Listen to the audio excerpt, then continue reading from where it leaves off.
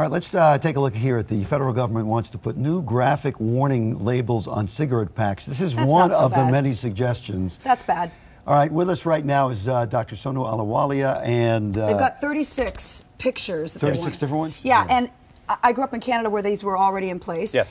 They showed lungs that were completely filled with cancer.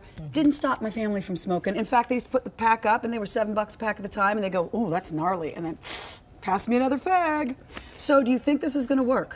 If you look at the statistics from Canada, in the last 10 years, they've had substantial reduction in the number of smokers. Could that be the cost, too? They're $7 a pack? We don't know. There's so many things that have worked. But has there not been a substantial reduction here in the last 20 years in America? There has, but it's stagnated now. Okay. They got to show this one, the guy who's smoking out of his, what do you call that, the trachea? With tracheostomy, yeah. The smoke is coming out of that. I don't know if we have that in a graphic, but that, to me, is probably one of the most... Yeah, not that one. Like, that to me, if I'm addicted... You look at these and you go, yeah, I know all these things are true, but you still smoke because you're addicted. Look at her blowing smoke in the baby's face. Wow. Teenagers seem to be more affected by that pictures. Is brutal. Here's the picture. And do you have any statistics on teen smoking now? Is that still going on? Ooh, that's hardcore. Very high, very high. They think there's 20% of teenagers smoke.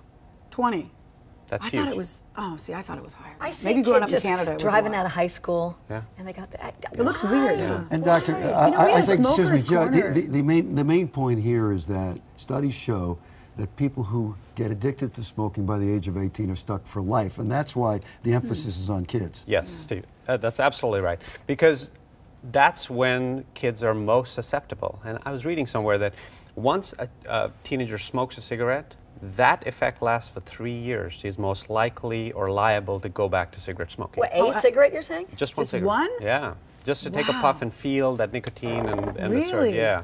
So it's harder to quit later on? Yeah, so kids are very susceptible, and that's why we really have to protect them. And we think that pictures make a bigger difference than words. I agree that they're very much of an impact. Yeah. You know, I recall going to high school, and I went to a Catholic high school, and they had what they called the smoker's pit. And we would go out there and light up in the middle of winter, Canadian cold winters. Yes. When you're smoking, you're not thinking of the dramatic effects. Yes. We're doing everything we can. And, you know, unfortunately, it's an addiction.